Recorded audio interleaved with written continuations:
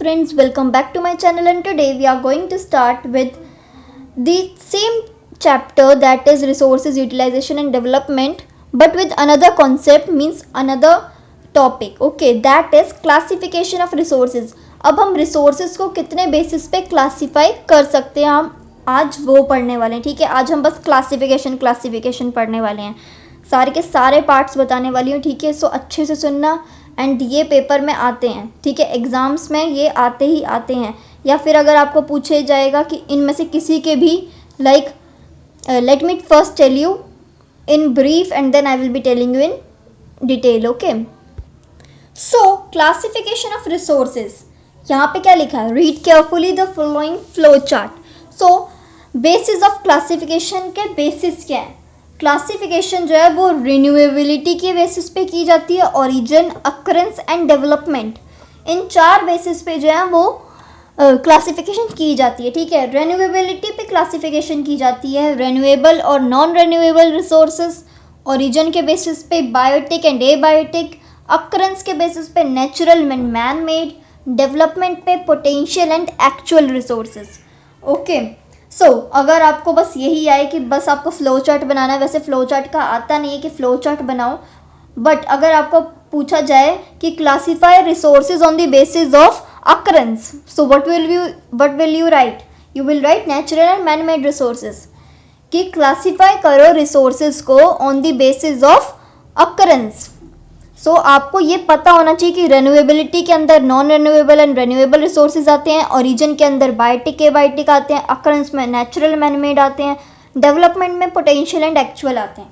सो ये आपको टिप्स पे याद हो जाने चाहिए with examples and with difference. ठीक है, so I will be telling you examples also, define of these. ठीक है, इनकी डेफिनेशन आनी चाहिए ना, लाइक अगर आपको डिफरेंस भी लिखना है इन सब का, सो first of all you should know कि रेन्यूएबल और नॉन रेन्यूएबल रिसोर्सेज कौन से होते हैं. ठीक है, फिर उनका एक पॉइंट और extra addition to this that, and then example, क्योंकि मेनली 3 मार्कर ही आते हैं डिफरेंस. सो कोई भी डिफरेंस पूछा जा सकता है. I am not writing here question because मैंने आपको बता दिया कि क्वेश्चन आ सकता है, and definitely this will come. Okay, and ये चैप्टर बहुत अच्छे से पढ़ लेना क्योंकि 10th में इसी से रिलेटेड चैप्टर है. ठीक है, बिकॉज आधा अगर आपने ये अच्छे से पढ़ा होगा तो 10th you will be doing very greatly in geography part of this chapter. Okay, not the whole 10th but this. So classification of resources में renewability, non renewable, renewable. So let's do with this because मैंने आपको ये बता दिया. So I am just moving forward to this classification based on renewability. अब renewability के मतलब क्या होता है, किसी चीज़ को रिन्यू करना. ठीक है, now let me tell you first of all one additional point to this. But हम एक काम करते हैं, हम डिफरेंस की तरह करते हैं. ठीक है, कि अगर हमें पूछा जाए कि classify resources on the basis of renewability and give difference to that, so हम पहले क्या लिखेंगे, resources are classified on the basis of renewability, that is renewable resources and non-renewable resources, and the difference is as follows. यही चीज़ आपको paper में भी लिखनी है. ठीक है, and then first of all, first point of renewable resources, resources which can be renewed either naturally or by human efforts are known as renewable resources. This is the first point for the difference of renewable resources. ठीक है, so I know that आपको ऐसे समझ नहीं आएगा. So I have one paper and I will be writing with you, not the whole thing but I'm just telling you in brief कि हमें कैसे करना है इसे. Okay, so classification based on renewability, this will be the heading. कि अगर आपको question पूछा जाए, देखो मैं क्वेश्चन भी लिख रही हूँ बिकॉज कोई भी क्वेश्चन जो है बस ये चीज़ चेंज कर देंगे एग्जाम में and they will be asking question. ठीक है, लाइक ऐसा क्वेश्चन होगा, या फिर ये भी हो सकता है कि सेम क्वेश्चन पूछा जाए, classify resources on the basis of, you can से, अभी मैं रिन्यूएबिलिटी ले रही हूँ. ठीक है, क्योंकि हम अभी वही कर रहे हैं, so I am taking that only. So ये क्वेश्चन आ सकता है. अब रिन्यूएबिलिटी के अंदर कोई भी अब इसको चेंज करके वो आपसे एग्जामिनर ओरिजिन भी पूछ सकता है, अकरेंस भी पूछ सकता है, डेवलपमेंट भी पूछ सकता है. सो आपको ये आना चाहिए. लाइक एक क्वेश्चन ये हो गया, ठीक है. So you will B, what will you write? You will right, I am not, let me write then only, okay. Resources that are classified on the basis of renewability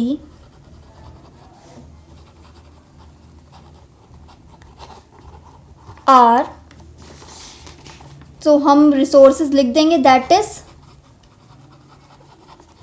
renewable resource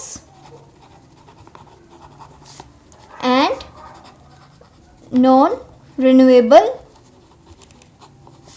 resource. So I hope writing is clear to you, it is understandable. So this is the whole answer. ठीक है, अगर ये question पूछा जाए तो ये answer है. देखो रेन्यूएबिलिटी के अंदर कुछ भी आपसे चेंज किया जा सकता है कि रेन्यूएबिलिटी के अलावा आपसे पूछ सकता है ओरिजिन के बेसिस पे करो. So what you will be writing, origin के बेसिस पे क्या है, बाइटिक ए बाइटिक, सो आप वो लिखोगे. अब अगर इसी को और इन्हें इलेबोरेट और इन्हें बढ़ाकर क्वेश्चन, और मतलब इससे, ये तो 1 मार्कर का क्वेश्चन होगा, अगर आपको यही मार्कर आपको 3 या 4 मार्कर क्वेश्चन चाहिए, सो वो आपसे पूछ सकते हैं. And differentiate between them, and differentiate between them, मतलब उनके अंदर डिफरेंस करो. ठीक है, सो डिफरेंस किसके अंदर करोगे, जो रेन्यूएबिलिटी के आए हैं, that is renewable and non renewable resources. इस पे आप डिफरेंस निकालोगे. Like let me write this, I am just telling you about renewable and non renewable resources, not, I will B not telling you about origin, occurrence and development, because ये सारी चीज़ें इसी manner में होंगी. ठीक है, renewable resources, I am writing big so that you can understand this well, okay. And this is non renewable resources. So अब आप पॉइंट क्या लिखोगे, I am telling you the point also. ठीक है, इसमें मैं आपको पॉइंट भी बता रही हूँ क्योंकि आपको पता होना चाहिए. So I will be telling you each and every point, जिससे आपके फुल मार्क्स स्कोर हों अगर ये क्वेश्चन आए आपको तो. ठीक है, और अच्छे मार्क्स लेकर आने हैं. ठीक है, सो फर्स्ट पॉइंट आप क्या लिखोगे, पहले तो डेफिनेशन लिखोगे दोनों की. So let's begin with the definition only. So अगर आपको याद ना है, मतलब आपको याद करनी पड़ेगी डेफिनेशन. ठीक है, सो कैसे याद करोगे, जैसे करते हो वैसे ही करोगे. ठीक है, इसमें कोई और चीज़ नहीं है. सो हमने रेन्यूएबल रिसोर्सेज की अभी अभी डेफिनेशन मार्क करी है. ठीक है, so I am writing that definition only. So जो डेफिनेशन है वो कह रही है that resources which can be renewed either naturally or by human efforts are known as renewable resources. So let's move on to this point only. हम यही point लिखने वाले हैं क्योंकि यही पॉइंट आपको एग्जाम में भी लिख कर आना है, बिकॉज इसी के नंबर मिलने वाले हैं. ठीक है, so you have to write this point only. So याद कर लेना, बहुत ईजी डिफाइन से, ज़्यादा मुश्किल नहीं है कि आपको याद ना हो पाए, very easy. So let me write this only. Resources which can be renewed, यही लिखा है ना, हमें सेम यही लिखना है. ठीक है, बिकॉज इसके अलावा कोई डेफिनेशन और बन भी नहीं सकती, या फिर आप इसको और ज़्यादा अपनी भाषा में भी लिख सकते हो. ठीक है, either naturally or by human efforts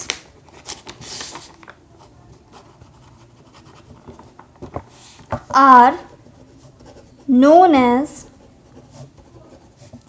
renewable resources. ठीक है, सो ये आपकी एक डेफिनेशन होने वाली है. Resources which can B renewed either naturally or by human efforts, so that's known as renewable resources. यही डेफिनेशन आपको एग्जाम में लिख कर आनी है. राइटिंग मेरी अभी बेकार है. ठीक है, सो अगर आपको नोट्स भी चाहिए, सो आपको पहले मेरे को कमेंट डाउन करना पड़ेगा कि आपको नोट्स चाहिए, then I will be making notes separately. ठीक है, और क्वेश्चन भी बना दूंगी अगर आपको चाहिए होंगे, बट उसके लिए आपको कमेंट करना पड़ेगा कि आपको चाहिए कि नहीं चाहिए. ठीक है, सो अभी मैं बस आपको एक एग्जाम्पल दे रही हूँ, वैसे ऐसे किसी ने दिया नहीं है अपनी किसी भी वीडियो पे, पर फिर भी कि क्वेश्चन कैसे आपको अटेम्प्ट करना है एग्जाम में, आई will be telling you that. So renewable resources की हमने डेफिनेशन कर ली, अब हम नॉन रिन्यूएबल पे आते हैं। बट एक काम करते हैं, पहले हम रिन्यूएबल कर लेते हैं तीनों के तीनों points. Okay, so let's move on to the second point. So first of all हम पहले रिन्यूएबल कंप्लीट कर लें। Renewable resources are also known as inexhaustible resources. ठीक है, रिन्यूएबल रिसोर्सेज को हम इनएग्जॉस्टिबल रिसोर्सेज भी कहते हैं। This is the second point for your difference. Inexhaustible का मतलब क्या होता है? जो कि एग्जॉस्ट नहीं होते हैं। मतलब एग्जॉस्ट क्या होता है? खत्म होना या खराब हो जाना। अगर खराब या कुछ हो भी जाए तो हम उसे दोबारा रिन्यू करा सकते हैं। रिन्यूएबल रिसोर्सेज का मतलब क्या होता है? रिन्यू करा लेना। सो आप इसे ये भी कर सकते हो, मतलब ये इनएग्जॉस्टिबल है। और इसी का उल्टा क्या हुआ? एग्जॉस्टिबल, मतलब नॉन रिन्यूएबल रिसोर्सेज जो हैं वो एग्जॉस्टिबल रिसोर्सेज हैं। ओके, एंड इसी का ऑपोजिट जो है वो नॉन रिन्यूएबल की डेफिनेशन है। Resources which can not be renewed either naturally or by human efforts are known as non renewable resources. So इसी का ऑपोजिट आप नॉन रिन्यूएबल में लिख देना, इनएग्जॉस्टिबल का ऑपोजिट लिख देना एग्जॉस्टिबल। सो यही दो डिफरेंस हो गया आपके रिन्यूएबल एंड नॉन रिन्यूएबल में। ठीक है, so let me write this point side by side जिससे आपको समझ भी आए। Renewable resources are also known as inexhaustible resources. So I hope this is clear to you. Renewable resources are also known as inexhaustible resources. ठीक है, now the third point, because तीन ही point याद करना डिफरेंस में, चाहे किसी के भी करो पर तीन ही करना। ठीक है, सो थर्ड एग्जाम्पल, थर्ड में हमें एग्जाम्पल लिखना होता है। ठीक है, सो एग्जाम्पल में let me write this,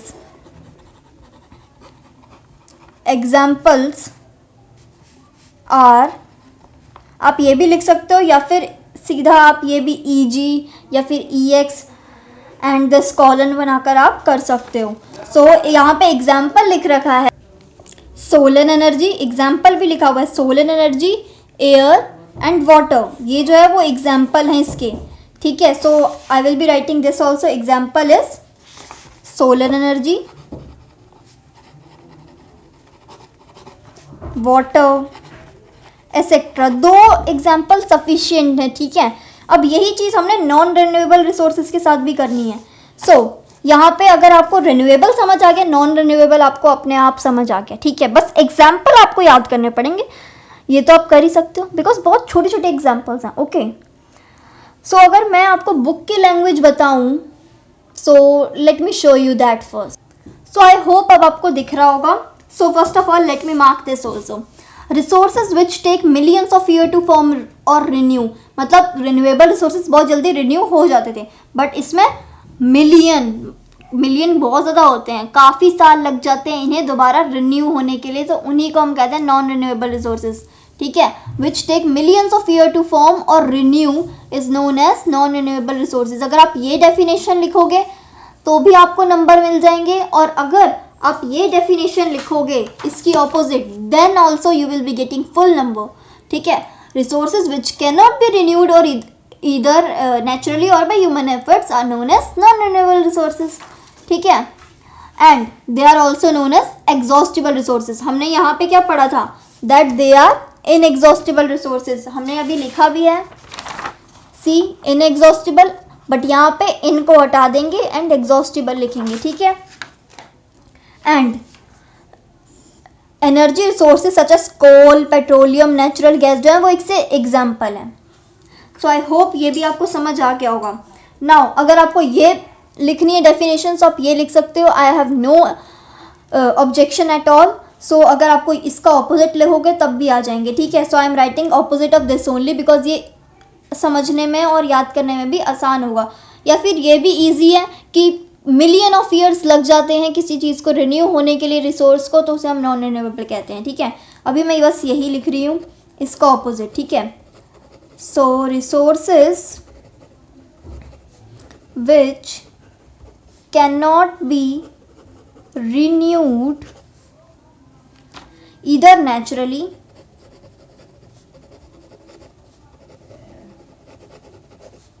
or by human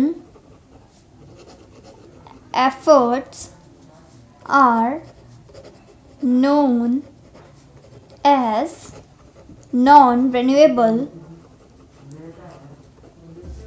resources। ठीक है, वैसे मेरे को लिखने की ज़रूरत नहीं होनी चाहिए, बट फिर भी कुछ बच्चे वीक होते हैं तो उनके लिए मैं पूरा आंसर लिख रही हूँ, बिकॉज ऐसे ही आएगा एग्ज़ाम में भी।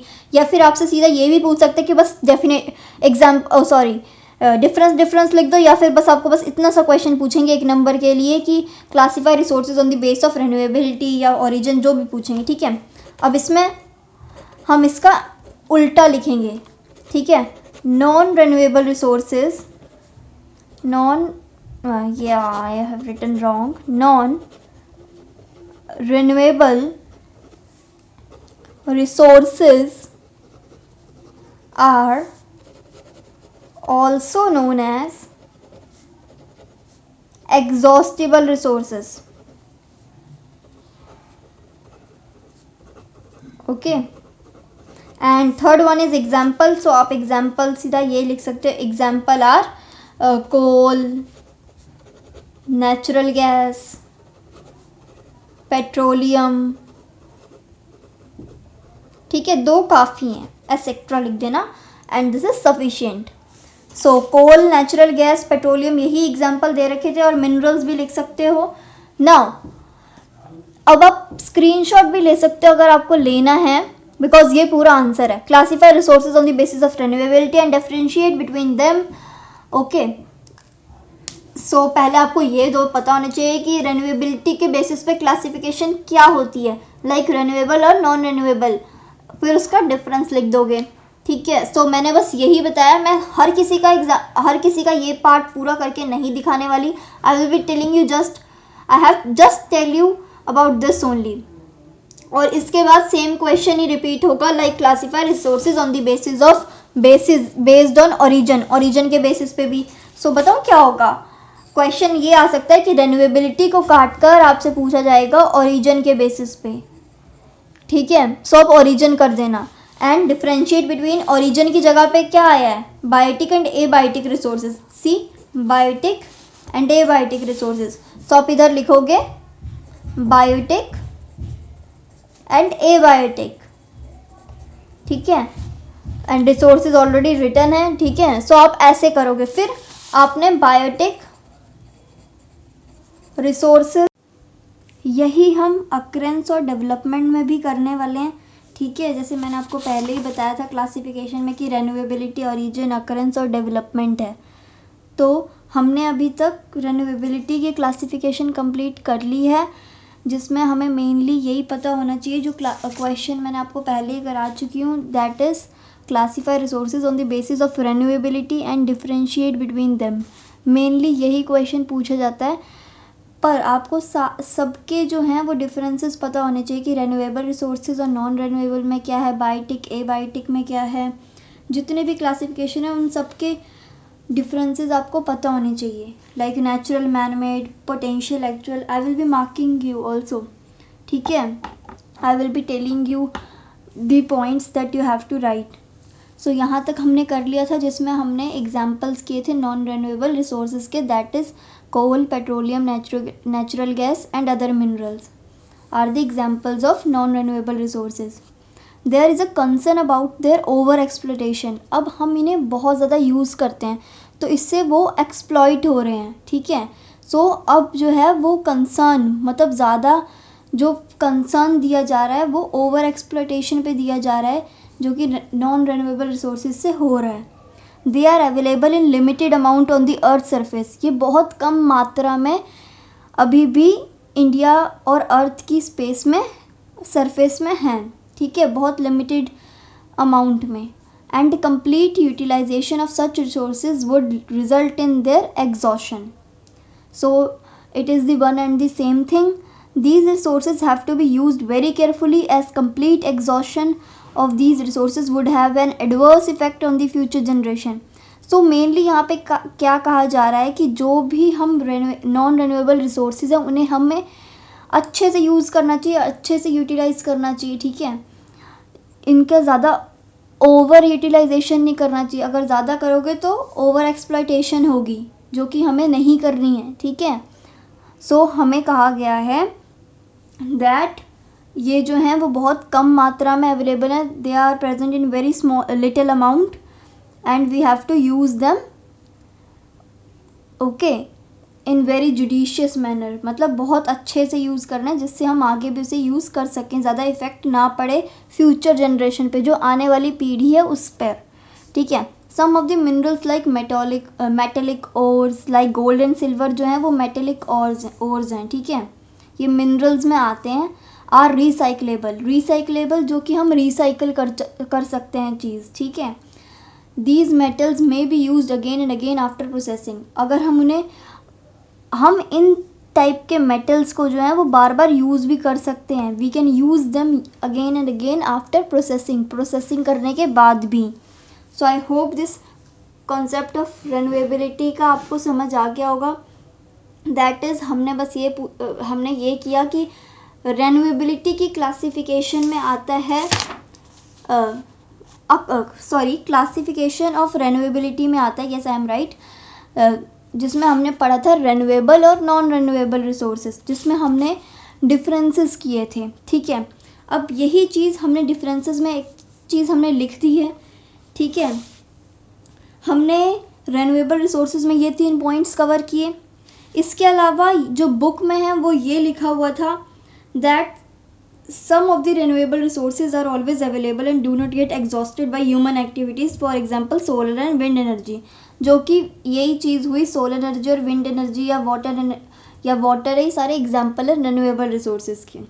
The quality of these resources can be affected by improper uses, अब हम इसे अच्छे से यूज़ नहीं करेंगे renewable resources को, तो जो है वो अफेक्ट करेगा और उसकी इम्प्रॉपर यूज़ होगा, हम उसे अच्छे से यूज़ नहीं कर पाएंगे, ठीक है।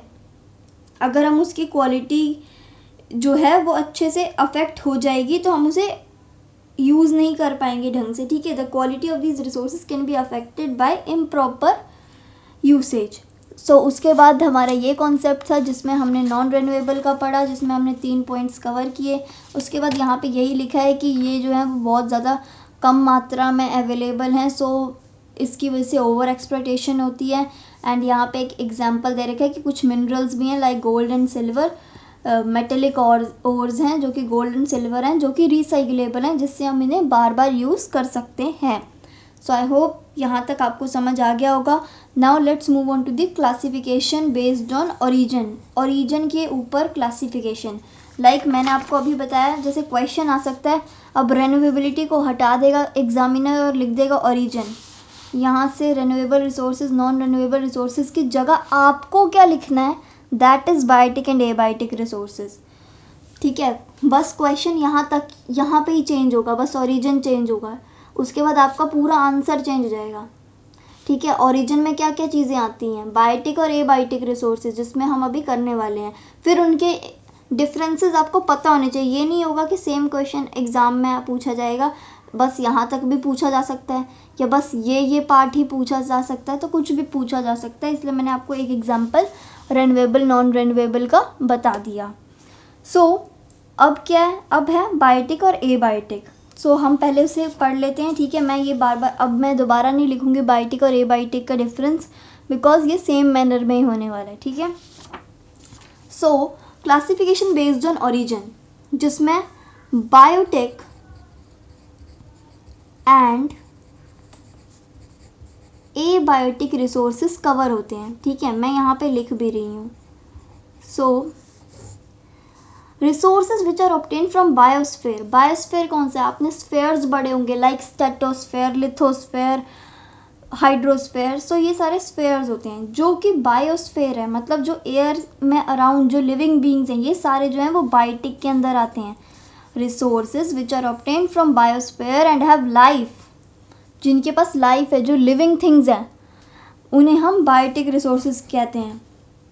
या फिर आप ये भी कह सकते हो all living beings are known as biotic resources, या considered as biotic resources. But resources आप ये भी कह सकते हैं resources which are obtained from biosphere और it is obtained, yes biosphere तो आएगा ही, resources which are obtained from biosphere and have life, या फिर अगर आप लाइफ नहीं भी लिखोगे सिंपल लिविंग बींग्स लिख दोगे तो भी मार्क्स आपको फुल मिल जाएंगे, ठीक है।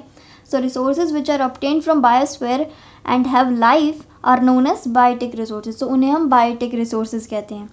सो एंड एग्जाम्पल, आगे एग्जाम्पल भी दे रखे हैं, for example birds, animal, fish, forest etcetera, मतलब जो भी चीज़ें जो कि एटमॉस्फेयर में अवेलेबल हैं और वो लिविंग हैं उन्हें हम बायोटिक कहेंगे, ठीक है, जो कि लिविंग थिंग्स हैं। अब आप ऐसे कैटेगराइज कर सकते हो, ठीक है, अगर आप लिख सकते हो शॉर्ट फॉर्म में याद करने के लिए, बायोटिक आपने पढ़ा था बायोस्फीयर, ठीक है, ये बस याद करने के लिए आपने बायोस्फीयर पढ़ा होगा।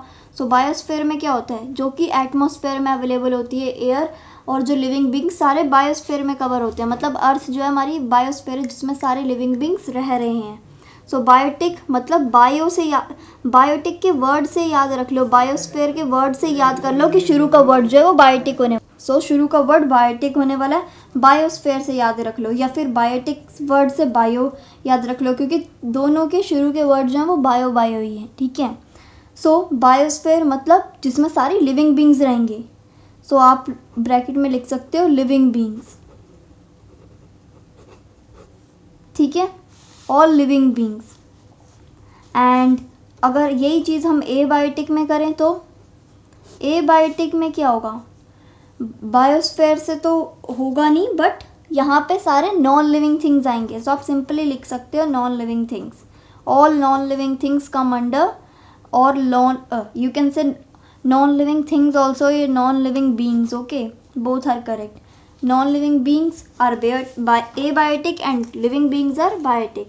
सो जो लिविंग है मतलब एनिमल लिविंग होते हैं, ठीक है, बर्ड्स लिविंग होती हैं, एनिमल के अंदर ही आई एक तरह से, बर्ड्स, फिश, फॉरेस्ट, ये सारे जो है वो लिविंग थिंग्स है। तो ये सारे, फॉरेस्ट आप बोलोगे कि लिविंग कैसे है, बट ये बायोस्फीयर में है, ठीक है, बायोस्फीयर जहाँ पे लाइफ होती है, लाइफ हैपन होती है, लाइक अर्थ में हो रही है ना, सो इसीलिए, ठीक है, are biotic resources. The biotic resources provide a very variety of useful products, काफ़ी यूजफुल प्रोडक्ट्स प्रोवाइड कराता है, ठीक है। They have the capacity to reproduce and regenerate, ठीक है, लाइक अगर आपने साइंस में पढ़ा होगा रिप्रोडक्शन चैप्टर, तो आपको पता होगा कि उनके अंदर जो भी लिविंग थिंग्स होती हैं वो जो है वो रिप्रोड्यूस कर सकती हैं और रीजनरेट भी कर सकती हैं। शायद आपने रीजनरेशन का प्रोसेस अभी नहीं पढ़ा होगा, वो 10th में होता है, बट रिप्रोड्यूस कर देती हैं। सो आपको ये भी पता होना चाहिए। वैसे ये आएगा नहीं एग्ज़ाम में बस यहाँ तक ही आएगा कि क्लासिफिकेशन बताओ ओरिजिन के बेसिस पे, ठीक है, ये एक क्वेश्चन आ सकता है। अगर नहीं आया तो या फिर ये पूछा जा सकता है कि डिफरेंस निकालो ओरिजिन के बेसिस पे क्लासिफिकेशन का, ठीक है। सो आप उसमें बायोटिक और एबायोटिक का डिफरेंस कर दोगे, लाइक एबायोटिक के अंदर सारे नॉन लिविंग थिंग्स आते हैं, बायोटिक के अंदर सारे लिविंग थिंग्स आते हैं। एग्जाम्पल हमने लिविंग में दे दिया एनिमल्स, फिश का दे दिया, और नॉन लिविंग में दे दिया टेबल, चेयर, जो भी नॉन लिविंग थिंग्स होती हैं, ठीक है। सो यहाँ पे लिखा है कि जो बायोटिक होते हैं, लाइक अगर आपने सेक्स डिटर्मिनेशन किया है साइंस में, सो उसमें बताते हैं कि पहले मेल फिर फीमेल एंड देन, तो वो आप साइंस में आपने पढ़ा होगा। सो वैसे ही रिप्रोड्यूस और रीजनरेट का कॉन्सेप्ट होता है। All abiotic resources are renewable, so ये पॉइंट आप याद कर सकते हो अगर 1 मार्कर में पूछ लिया जाए तो। बायोटिक जो रिसोर्सेज होते हैं, जो कि लिविंग रिसोर्सेज होते हैं, वो रिन्यूएबल होते हैं, दे आर रिन्यूएबल, जो कि रिन्यू हो सकते हैं, but some take a long period of time. सारे के सारे नहीं होते रिन्यूएबल, बट कुछ ज़्यादा टाइम भी लगा लेते हैं, ठीक है। So and example are forest, ठीक है, फॉरेस्ट इसका एग्जाम्पल है। लाइक ये रिन्यू तो हो जाते हैं बट थोड़ा टाइम लगता है, ठीक है। अब एक ट्री को ग्रो होने में भी तो बहुत टाइम लगेगा, हम पहले तो लगा देंगे बट ग्रो होने में तो बहुत टाइम लगेगा, वैसे ही, ठीक है। सो आई होप बायोटिक का कॉन्सेप्ट आपको क्लियर होगा यहाँ पे। Now abiotic, all non living resources are known as abiotic, सारे नॉन लिविंग रिसोर्सेज एबायोटिक है। अब देखो, आपको एक डेफिनेशन छोटी मिल गई, इससे ऑपोजिट ही होगी दूसरी। सो अगर आपको इतनी बड़ी लाइन याद नहीं करनी है, सो आप सिंपली ये लिख सकते हो, all living resources are known as biotic resources. अगर मैं लिखूँ यहाँ पे, ठीक है, ये एक ऐसे एग्जाम्पल दे देते हैं, बायोटिक, एंड इधर ही मैं लिख रही हूँ ए biotic. So biotic,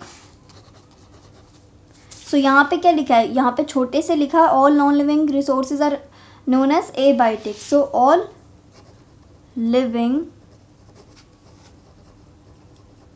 resources are biotic resources, ठीक है। एंड यहाँ पे all non living resources are abiotic resources, या फिर are known as abiotic resources, ठीक है। सो आप कुछ भी लिख सकते हो। सो ये आप एक तरह से पहला पॉइंट बना सकते हो। I am not writing, just मैंने रफ में बता दिया। अब आप सोच रहे हो कि सारा ही लिख रही है, but it's not that. So all non living resources जो हैं वो एबायोटिक होते हैं, और ऑल लिविंग रिसोर्सेज बायोटिक होते हैं। अब एबायोटिक में मतलब नॉन लिविंग थिंग्स होगी, लाइक वाटर, मिनरल्स, लैंड, ये सारे नॉन लिविंग हैं, ठीक है। Example the abiotic. अब लिविंग क्या होता है किसी को नहीं पता, मतलब ऑल जितने भी जीवित चीज़ें हैं जो एटमॉस्फेयर लेती हैं या ऑक्सीजन इनहेल करती हैं और कार्बन डाइऑक्साइड एक्सहेल करती हैं, जो भी लिविंग है उन्हें हम कहेंगे बायोटिक रिसोर्सेज। और जो नॉन लिविंग है उन्हें हम कहेंगे जो कि सांस नहीं लेते हैं, ठीक है, जो कि जीवित नहीं हैं, उन्हें हम कहेंगे abiotic. Example land, water, mineral etcetera, ठीक है। The abiotic resources are not renewable. अब हमने इधर पढ़ा था कि बायोटिक रिसोर्सेज जो हैं वो रिन्यूएबल है, बट यहाँ पे है abiotic resources are not renewable, not लिखा है यहाँ पे, ठीक है। पॉइंट याद रखना, बायोटिक मतलब renew and abiotic non renew, ठीक है। Except water which is inexhaustible. अब ये एक एक्सेप्शन है, एक्सेप्ट वाटर जो कि इनएग्जॉस्टिबल है। वाटर जो है वो इनएग्जॉस्टिबल है, सो उसके अलावा सारी चीज़ें जो है वो रिन्यू नहीं हो सकती, but water can renew, okay. So ये एक आ सकता है 1 मार्कर में, ठीक है। सो जो मैं बता रही हूँ ना कि एक ही नंबर में आ सकते हैं, सो उन्हें थॉरोली पढ़ लेना, ठीक है। सो यहाँ पे एक एक्सेप्शन भी दे रखी है कि सारे जो एबायोटिक रिसोर्सेज जो हैं वो नॉन रिन्यूएबल होते हैं, एक्सेप्ट वाटर, वाटर के अलावा। वाटर जो है वो इनएग्जॉस्टिबल है, सो इनएग्जॉस्टिबल रिसोर्सेज के अलावा सारे जो हैं, जो कि हम कह सकते हैं कि एबायोटिक रिसोर्सेज नॉट रिन्यूएबल है, मतलब नॉन रिन्यूएबल है। सो ये पॉइंट भी क्लियर हो गया होगा। These resources are in great demand for the development of various industries in agriculture. अब ये बायोटिक और एबायोटिक रिसोर्सेज का मेनली जो रीज़न है ग्रो होने का, इनकी इतनी डिमांड है, ये इसलिए है because they are the sources for the development of various industries and agriculture. वो काफ़ी ज़्यादा सोर्सेज हैं डेवलपमेंट करने के, काफ़ी इंडस्ट्रीज़ और एग्रीकल्चर के, ठीक है। इंडस्ट्रीज़ आपको पता होगा, बिल्डिंग्स, जो इंडस्ट्रीज़ हम करते हैं, there are many industries and agriculture के लिए, ठीक है। So classification of based on origin भी ऐसे ही सिंपल है, ठीक है। So let's move on to the next part, that is classification based on occurrence. Classification based on occurrence के अंदर 2 टाइप्स और आते हैं, that is natural and man made. So ये तो आपने साइंस में भी बहुत बार पढ़ा होगा, natural resources, man made resources. तो ये आप बहुत अच्छी तरह से आपको पता होगा कि that what are these. Natural जो कि हमें नेचुरली प्रोवाइड होती है, मैन मेड जो कि ह्यूमन बनाते हैं, ठीक है, like robots. This is just an brief. So let's move on to the कि हमने इसमें लिखा क्या गया है। सो यहाँ पे लिखने में लिखा गया है, बुक में लिखा गया है, resources available from nature in the form of water. जो मैंने बोला कि जो चीज़ें नेचर प्रोवाइड करता है उसे हम नेचुरल रिसोर्सेज कहते हैं, जो हमें ह्यूमन या जो हमने बनाया है, जो कि प्रेजेंट जनरेशन ने, जो भी साइंटिस्ट ने बनाया, उसे हम कहेंगे man made resources, okay, so resources which are available from nature in the form of water, किसी भी फॉर्म में अगर आप इतना भी लिखोगे ना from nature, this is known as natural resources, तो उतने में भी नंबर मिलेंगे. Resources available from nature in the form of water, minerals, forest etcetera used by human beings to satisfy their needs are known as natural resources. अब यहाँ पे लिखा गया है, एक्सपैंड कर रखी है डेफिनेशन. सो इसमें लिखा गया है रिसोर्सेज अवेलेबल फ्रॉम नेचर, जो रिसोर्सेज नेचर से अवेलेबल हुए हैं वो वाटर और मिनरल, फॉरेस्ट, ये सारे एग्जाम्पल हैं उसके. ठीक है, यहाँ इन सब चीज़ों से फॉर्म हुए हैं. और ह्यूमन बींग्स जो हैं एंड आर यूज्ड बाय लिखा है, मतलब ह्यूमन बींग्स जो हैं इन रिसोर्सेज को यूज़ करते हैं, वाटर मिनरल्स को यूज़ करते हैं अपनी ज़रूरतें पूरा करने के लिए, टू सेटिस्फाई देयर नीड्स. ठीक है, लाइक अब वाटर चाहिए होता है ना ह्यूमन बींग्स को जीने के लिए, पानी आवश्यक होता है ना, सो वैसे ही. ठीक है, सो इन सबको नेचुरल रिसोर्सेज कहते हैं. Resources which are available from nature in the form of water, mineral etcetera is known as natural resources. ठीक है, सो ये डेफिनेशन हो गई, ये लिख लेना, ये डिफरेंस में पहला पॉइंट आ गया. ठीक है, many of the natural resources example water are essential for the survival of human beings. जो मैंने अभी बात बताई कि जैसे पानी जो है वो बहुत ज़्यादा इम्पॉर्टेंट है ह्यूमन बींग को जीने के लिए, इंसान को जीने के लिए, जीवित रहने के लिए पानी बहुत बेसिक और बहुत इम्पॉर्टेंट रोल प्ले करता है. सो यहाँ पे भी ये लिखा है, water are essential for the survival of human beings and form the base of the development of a country. ये जो है वो एक तरह का बेस है, बेसिक रोल प्ले करता है, तो बेस ही हुआ ना ये किसी चीज़ का, डेवलपमेंट का बेस हुआ. एंड अगर आपको ये पॉइंट आ सकता है, वैसे आएगा नहीं बट फिर भी मैं बता रही हूँ, base for the development of a country, यही चीज़ वाटर जो कि ह्यूमन बीइंग के सर्वाइवल के लिए इम्पोर्टेंट है, वही जो है वो बेस है इंडस्ट्री और कंट्री को डेवलप करने के लिए. ठीक है, is the base for the development of the country. So I hope ये वाला समझ आ गया होगा. अब हम मैन मेड में पढ़ते हैं. ठीक है, यहाँ पे नीचे इमेजेस दे रखी हैं. ठीक है, so let me show you that. I hope ये दो इमेजेस आपको दिख रही होंगी. यहाँ पे फर्स्ट लिखा है water, that is a natural resource, जो कि हमें नेचुरली मिला है. ठीक है, एंड बिल्डिंग्स जो कि हमने बनाई हैं, इंजीनियर्स ने बनाई हैं, so they are man made because they are made by someone else, not by nature. ये नेचुरली प्रोड्यूस नहीं हुई हैं. ठीक है, वाटर नेचुरली है, इसलिए हम इसे नेचुरल रिसोर्सेज में कंसीडर करेंगे. And this is man made resources which are developed from engineers. Okay, and many more persons, इसके पीछे बहुत लोग होते हैं. ठीक है, so let's move on to the next page.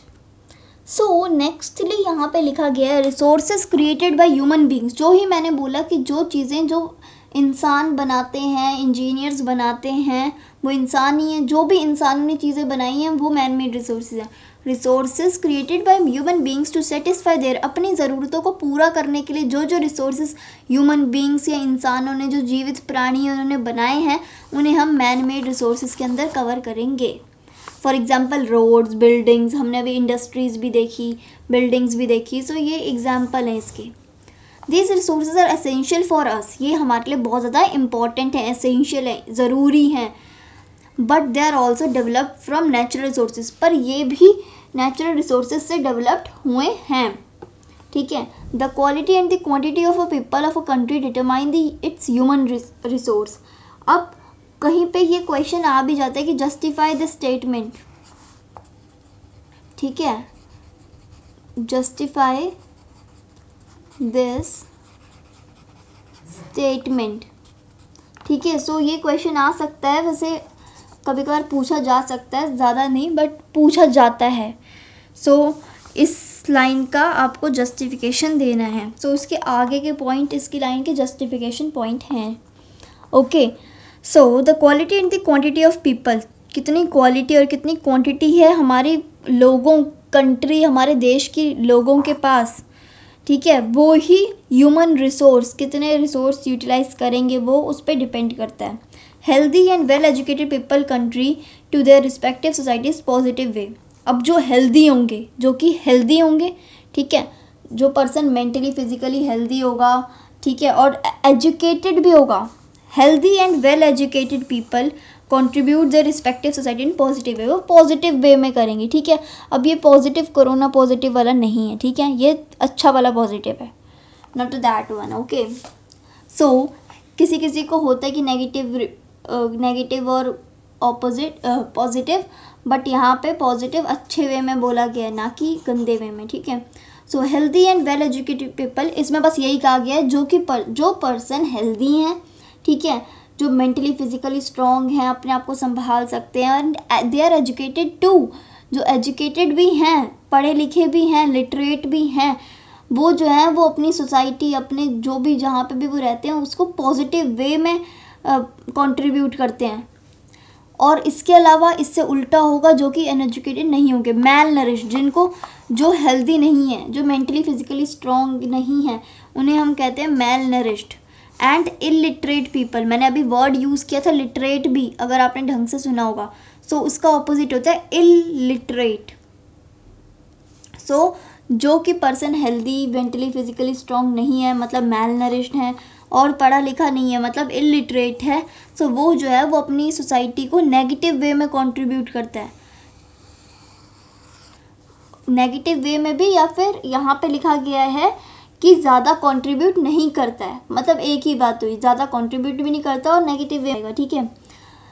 Human resources are well developed in Japan as people are skilled.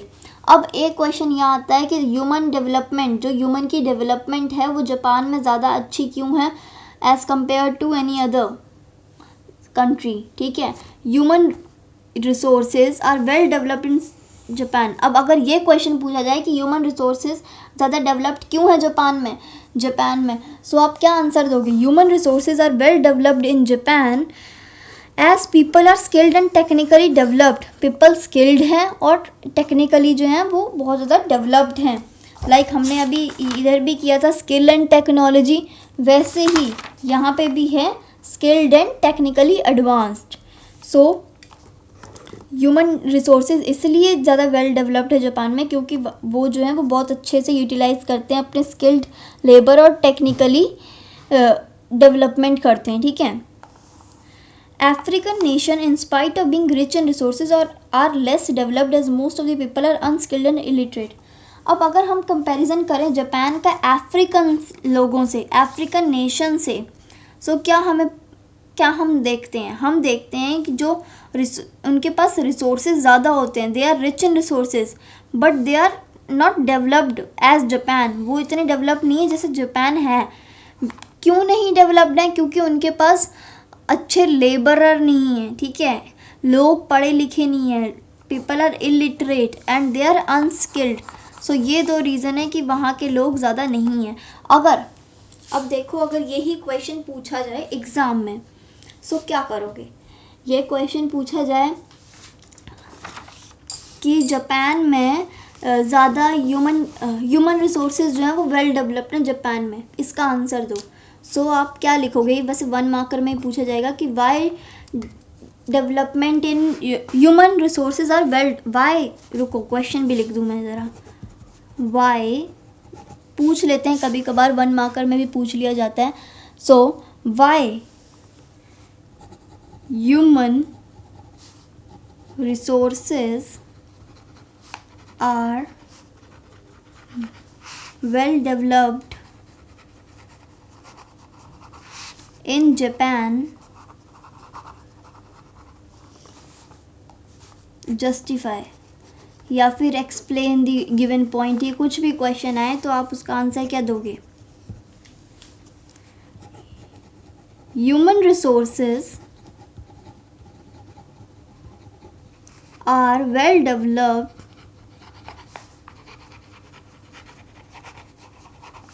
in Japan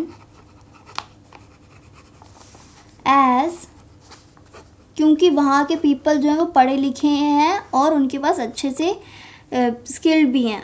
as people are skilled, literate and technically developed.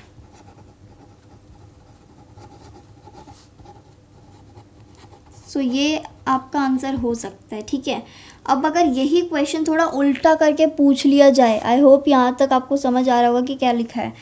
Y human resources are well developed in Japan, justify करो। So human resources are well developed in Japan as people are skilled, literate and technically developed. इसलिए जो है वो Japan का human resource जो है वो अच्छे से डेवलप्ड है। अगर हम यही बात करें अफ्रीका से कि अफ्रीकन नेशन में ऐसा क्यों नहीं है, उनके पास रिसोर्सेज तो ज़्यादा हैं बट डेवलप नहीं है। क्यों नहीं है? बिकॉज, इसका बस एक पॉइंट याद कर लो, बिकॉज यहाँ पे खुद ही लिख रखा है because people are unskilled and illiterate. So यही आंसर है, because people are unskilled and illiterate. ठीक है, ये स्पेलिंग सही लिखना।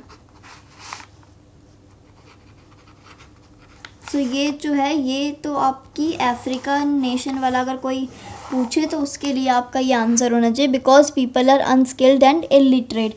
पूरा लाइन में लिखना, मैंने बस बिकॉज से स्टार्ट किया यहाँ पे। ठीक है, and let me tell you, because pronounce नहीं करते, we pronounce it like because. ठीक है, because. So now let's move on to the next thing, because यहाँ तक आई होप सबको समझ आ गया होगा। इसमें बस यही क्वेश्चन आता है कि इस स्टेटमेंट को जस्टिफाई करो। क्वालिटी और क्वांटिटी जो है वो पीपल की कंट्री में जो है वो ह्यूमन रिसोर्स को कैसे डिटरमाइन करती है। सो उसमें आप आंसर क्या लिखोगे कि जो पर्सन हेल्दी है और जो पर्सन वेल एजुकेटेड है वो जो है वो अपनी सोसाइटी को पॉजिटिव वे में कंट्रीब्यूट करेगा, और जो मेल नरिश्ड है और इलिटरेट है वो अपनी सोसाइटी को कंट्रीब्यूट नहीं करेगा या फिर कम कंट्रीब्यूट करेगा। और आप ये लिख दोगे, यहाँ तक काफ़ी है। अगर और भी बड़ा लिखना हो तो आप ये पूरा लिख सकते हो। एंड ये तो दूसरे आंसर्स भी बन गए। दूसरे को अगर कोई और क्वेश्चन फॉर्म हो तो उसका आंसर भी यही है। लाइक अब अगर क्वेश्चन पूछा जाए कि जापान को क्यों कहा गया है कि वो ह्यूमन रिसोर्सेज में वेल डेवलप्ड है, बिकॉज वहाँ पे जो है वो पीपल जो है वो स्किल्ड और टेक्निकली डेवलप्ड हैं, लिटरेट हैं। अगर हम यही बात अफ्रीकन नेशन से पूछे जाए तो वो बोलेंगे नहीं, हम डेवलप नहीं हैं पर हमारे पास रिसोर्सेज हैं। अब क्यों नहीं है developed? Because they are less developed as most of the people are unskilled. काफ़ी पीपल अनस्किल्ड हैं और इलिटरेट है, मतलब पढ़े लिखे नहीं हैं। So now let's move on to the next thing. So अब है classification based on the development of resources, जिसमें हम पोटेंशियल और एक्चुअल रिसोर्सेज करने वाले हैं। Potential and actual resources. So इसकी डेफिनेशन है, ये आई होप आप इसके डिफरेंसेस भी बना लोगे सबके। सो मेनली यहाँ पे अब इस पॉइंट में ये कहा गया है, available resources in a country which are not fully tapped. जो भी रिसोर्सेज कंट्री में अवेलेबल हैं जो कि पूरी तरह से काम में नहीं लाए गए हैं, उन्हें हम कहेंगे पोटेंशियल रिसोर्सेज, क्योंकि उनके अंदर पोटेंशियल है कि वो और कुछ कर सकते हैं but they are not in that much use कि हम उसे ढंग से यूज़ करें। सो ये इसकी डेफिनेशन हो गई, available resources in a country which are not fully tapped are known as potential resources. Okay, so potential resources वही होती हैं जिसके अंदर पोटेंशियल होती हैं कि वो और ज़्यादा यूटिलाइज हो सकें but they are not in that much use, इसलिए हम उन्हें पोटेंशियल रिसोर्सेज कहते हैं। अवेलेबल रिसोर्सेज अवेलेबल हैं, जो अवेलेबल हैं ना उन्हीं में। Available resources in a country which are not fully tapped are known as potential resources. So आप ये इसका फर्स्ट पॉइंट बना सकते हो, दैट इज़ डेफिनेशन में आ जाएगा ये। और इसका एग्जाम्पल क्या दे दोगे? That petroleum can be petroleum, आप इसका एग्जाम्पल दे सकते हो। ठीक है, सो इसमें पेट्रोलियम में हमें जस्टिफिकेशन दे रखी है कि पेट्रोलियम जो है वो मिलता है ओल्ड सेडिमेंट्री रॉक। आपने रॉक्स पढ़ी होगी, इग्नीशियस रॉक, मेटामॉर्फिक रॉक। सो सेडिमेंट्री रॉक्स भी होती हैं। सो पेट्रोलियम जो है वो ओल्ड सेडिमेंट्री रॉक्स में पाया जाता है, हिमालयस के, ऑफ हिमालयस। या फिर hydro electricity can be generated by the force of falling water. अब हाइड्रो इलेक्ट्रिसिटी भी जनरेट होती है, पैदा होती है जब ज़्यादा फोर्स से पानी गिरे। ठीक है, फॉलिंग ऑफ वाटर अकर, ठीक है, ज़्यादा फोर्स से, बिकॉज जैसे ही ज़्यादा फोर्स होगा ना वैसे और ज़्यादा इलेक्ट्रिसिटी, हाइड्रो इलेक्ट्रिसिटी डेवलप होगी, इलेक्ट्रिसिटी जो डेवलप्ड होगी। अब इधर हाइड्रो वर्ड इसलिए दे दिया गया है क्योंकि आपने साइंस में पढ़ा होगा कि हाइड्रो वर्ड दिया जाता है वाटर से, वाटर को। हाइड्रोस्फीयर आपने पढ़ा होगा एसएसटी में ही। सो वो वाटर के लिए दिया गया है, इसीलिए हमें यहाँ पे भी हाइड्रो इलेक्ट्रिसिटी लिख रखा है। Can be generated by the force of falling water. The potential resources need detailed survey. ये अब कुछ इंपॉर्टेंट चीज़ें जो हमें पता होनी चाहिए पोटेंशियल रिसोर्सेज के बारे में। So potential resources need detailed survey, पूरे अच्छे से डिटेल्ड सर्वे चाहिए होता है पोटेंशियल रिसोर्सेज को, ठीक है। For estimating their quantity and quality, की कितनी उनकी क्वांटिटी है, कितनी उनकी क्वालिटी है। सो ये सारी एस्टिमेट करने के लिए a preliminary assessment by the US Geological Survey suggests that the Arctic Sea bend may hold as much as 25% of the world undiscovered oil and natural gas reserves. So अगर ये ज़्यादा पूछा नहीं जाता एग्ज़ाम में, आपको बस इसकी बस आपको डिफरेंस आना चाहिए, डिफरेंस पूछा जा सकता है, ठीक है। सो ये भी पता होना चाहिए वैसे कि कितना परसेंट हुआ है। So let me tell you, जो एक असेसमेंट हुआ था प्रीलिमिनरी असेसमेंट, जो कि यूएस जियोलॉजिकल सर्वे द्वारा किया गया था, ठीक है, जिसमें उन्होंने बताया गया है, उन्होंने सजेस्ट किया है कि जो आर्कटिक सी है ना, आर्कटिक सी, वो कम से कम 25% जो है, 25% जो है वर्ल्ड का, जो कि ऑयल अभी तक डिस्कवर नहीं हुआ है, और नेचुरल गैस रिजर्व जो अभी तक डिस्कवर नहीं हुए वो उस 25% हैं, ठीक है, जो कि आर्कटिक सी में, आर्कटिक सी बेड पे मिले हैं, जो कि आर्कटिक सी बेड ने होल्ड कर रखे हैं 25% natural gas reserves and oil, ठीक है। अनडिस्कवर्ड ऑयल जो है वो देखे गए हैं, जो कि 25% हैं, जो कि यूएस जियोलॉजिकल सर्वे द्वारा बताया गया है। सो ये एक चीज़ है जो कि आपको पता होनी चाहिए। सो मैंने बता दिया आर्कटिक सी बेड में, ठीक है, जिसमें अनडिस्कवर्ड ऑयल और नेचुरल गैस रिजर्व्स हैं। By one estimate 400 billion barrels of oil might lie beneath the Arctic sea bed, ठीक है। सो 400 बिलियन बैरल्स, ये याद रख लेना, मतलब ज़्यादा कुछ आएगा नहीं इसमें से, पर फिर भी जो टर्म्स, ये नंबर्स होते हैं ना, ये ध्यान में रखना, ठीक है। Now let's move on to the actual resources. Actual resources का मतलब होता है the actual resources of a country are those which have been thoroughly surveyed and their quantities have been ascertained. जैसी क्वांटिटी है ना उतनी ही रहेगी, और उनको बहुत अच्छे से सर्वे किया जाता था, ठीक है। इनको जो है वो इतने अच्छे से सर्वे नहीं किया जाता था, ठीक है, बट यहाँ पे किया जाता है। The potential resources need detailed survey. इनको डिटेल्ड सर्वे चाहिए होता है, बट यहाँ किया नहीं जाता, चाहिए होता है, बट यहाँ पे डिटेल्ड पूरा अच्छे से थॉरोली सर्वेड होगा, फिर उनकी क्वांटिटीज़ को जो है वो देखे जाएगा, ठीक है। सो ये एक्चुअल रिसोर्सेज होते हैं। The exploration, development and utilization of an actual resource depend upon. अब जो एक्सप्लोरेशन है, जो डेवलपमेंट है और जो यूटिलाइजेशन है एक्चुअल रिसोर्सेज का, वो किस पे निर्भर रखता है, किस पे डिपेंड होता है, जो वो डिपेंड होता है टेक्नोलॉजी जो कि अवेलेबल है, टेक्नोलॉजी पर, ठीक है। लाइक एग्जांपल करें तो Saudi Arabia has 25.9% of the world oil reserve. तो ये आपको पता होना चाहिए। एग्जांपल में आप ये लिख सकते हैं कि सऊदी अरेबिया के पास 25.9% जो है वो ऑयल रिजर्व्स हैं, ठीक है। सो ये एग्जांपल हो गया एक्चुअल रिसोर्सेज का। So I hope classification based on the development of resources भी आपको क्लियर हो गया होगा। So now let's move on to the last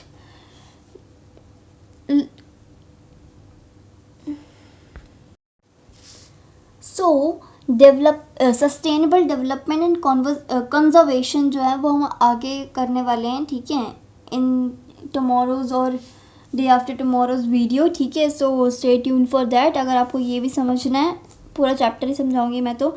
so sustainable development and conservation, ठीक है। सो ये आपको आना चाहिए, इससे 100% क्वेश्चन आने वाला है एग्जाम में। Most important